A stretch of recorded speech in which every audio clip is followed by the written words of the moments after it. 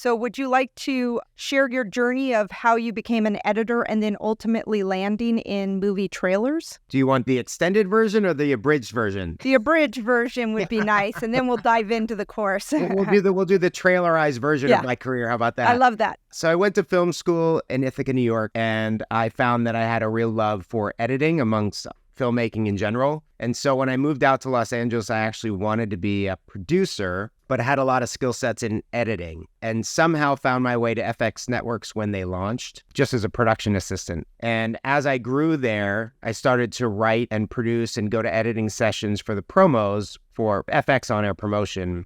And that ultimately led me to Fox on-air promotion, where I started as like a post-production producer and eventually made my way to a writer-producer, which led me to a small boutique agency called Studio City, where I was a writer, producer, editor, the triple threat, the predator, as I like to call them. From there, I built a nice career and a good body of work, and then landed at Trailer Park, which primarily did trailers at the time. And I landed there to start a broadcast promo division, which I got off the ground and got rolling, and then got usurped into trailers, which is actually where my heart and soul was. So I teed up the promo division and then kind of let them go off to the races to pursue full-time theatrical trailers. And so I did that for about 6 years. And then I somehow ended up at Disney Studios as a vice president of creative advertising, where I worked on campaigns like Bolt and Wall-E and Swing Vote and numerous others, and ultimately found that I liked being on the creative side of the fence more than the studio side of the fence. And as I was trying to figure out what to do, I teamed up with my now partners, Adam Waldman and Brad Hochberg,